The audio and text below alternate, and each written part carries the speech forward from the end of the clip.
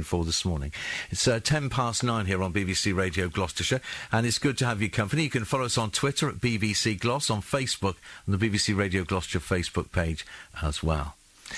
Now, in Gloucestershire, we have 63,000 of them, and every day 22 new ones join us. They're carers. People who look after loved ones day after day, night after night, year after year very often.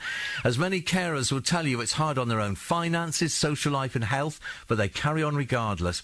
Well, next Saturday, Tewkesbury Abbey will be full for a very special carol service organised by Carers Gloucestershire. And joining me ahead of that now is Nick Baker. He's the Communications Manager for Carers Gloucestershire and a carer himself, and Roger Parker, who cares for his mother. We'll talk to Roger in a second. Morning to you, gentlemen. Thank you for coming in. Good morning. Nick, just explain what Carers Gloucestershire does. OK, Carers Gloucestershire is a county-wide charity, and really our mission is to support those unpaid carers, and we do that in a variety of ways.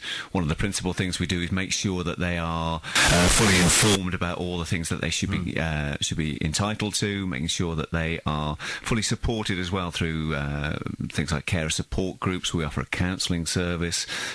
But basically what we're there to do is to make sure that the carer is equipped to carry on with their role looking after their loved one. I was astonished when I saw those figures. Can that be right? 63,000 carers in Gloucestershire? In Gloucestershire, sort of nationwide, we're talking near 7 million people now in that position. I was just astonished by that, and I did check to see if I got the right number there. And 22 new ones join what, every day, every week? Yeah, that's right. And I heard a figure recently saying that, again, across the country, 2 million people come into a caring role every year. 2 million people. Do you think people realise? Do you think it's hidden? A lot of this is just hidden behind doors. I think so, and I think that's the reason for that is that a lot of people are just getting on with what they see as part of their lives, really. A lot of people don't even recognise themselves as carers, and that's another big sort of part of our work, really, is to help people identify themselves as a carer when they're in that role, as well as helping to raise awareness generally about what carers do and how many of them are out there.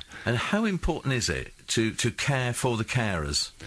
I think it's incredibly important. I mean, you can look at it in a variety of ways. It's important just from the human point of view that these people are doing an important job and they deserve some support. If you want to look at it in a financial point of view, the figures say that carers save the economy something like £120 billion a year. And if we didn't support them, we would need the equivalent of a whole new NHS to do the work that they're doing.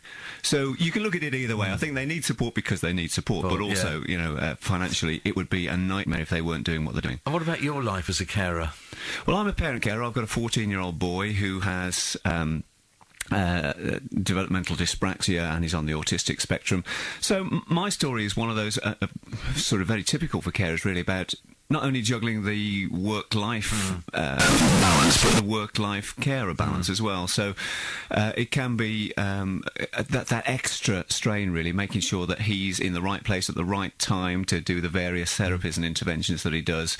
So it means you're... somebody recently asked me in another interview, if you had a wish list, what would you ask for? And I said, well, perhaps either another day to the week or another few hours in the day, because getting everything in is really very difficult. Joining me also is Roger Parker. Morning to you, sir. Morning, Thanks for coming in, Roger. You gave up work to care for your mother, is that right? I did, yes. So what were your feelings? When I was thinking about this week, not just before you actually started the full-time caring, what were your feelings on that last day at work? It was difficult. I was saying goodbye to... Because I knew I was going to be saying goodbye to a career, not just that particular job. I came from a high-tech sort of computer industry role as a manager, and just knowing that from there on I was going to give everything up, and it was difficult. It was very, very difficult at the time, but when it actually sort of came to it, my priority was my mother. So, I could see I'd looked after her for a year and worked at the same time. Found it very difficult trying to juggle, as Nick said, trying to juggle work and meet hospital appointments and just generally sort of look after her and be there. I was doing an hour's commute in each direction each day and trying to do that. So by the time I got home at night at sort of 7 o'clock at night and tried to cook a meal and everything else, and she wasn't coping very well with eating at that time of day. There's a lot of elderly people do, they prefer to eat sort of midday and sort of have a doze in the evenings more than anything else. So It just really, it was difficult, but I just knew it was a decision I had to make. You said in the notes I was sent, that, and I quote, that being a carer is like, and I said, I quote, a minefield personally, financially and mentally. Yes. And is that really how it feels? It is. Day to day, you just don't know how to juggle your finances.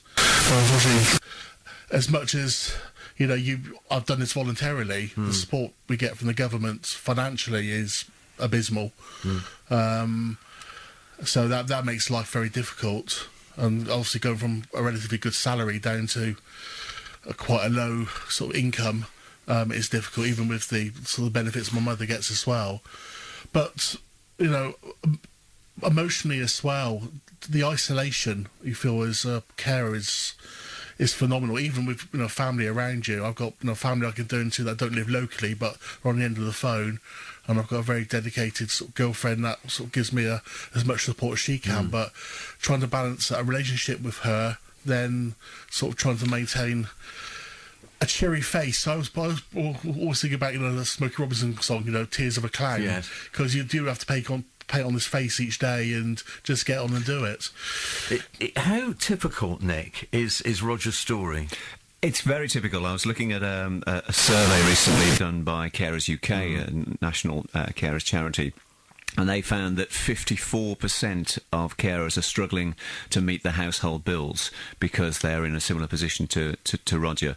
And I think they said over 60% said that the stress of juggling work and their caring role led them to giving up work. So it's a very, very typical story. Finally, let's talk about next Saturday in Tewkesbury Abbey. It's an important time for you, is it? Because it's getting people together as well, isn't it? It's just for one evening, perhaps less isolated. Yeah, that's right. Well, and I think next Saturday we'll do a number of things. Hopefully it'll be a lovely night out for people. We've got several choirs coming along. Rachel Bowen, who's a local choir leader, she set up a whole number of choirs, and they're coming and they're giving their time for us, which we're really grateful for.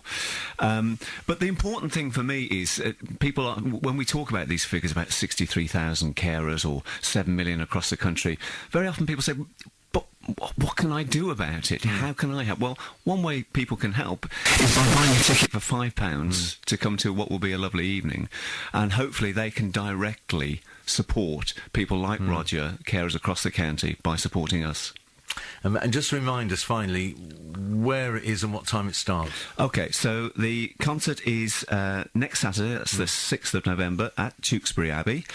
The doors open at 6 o'clock.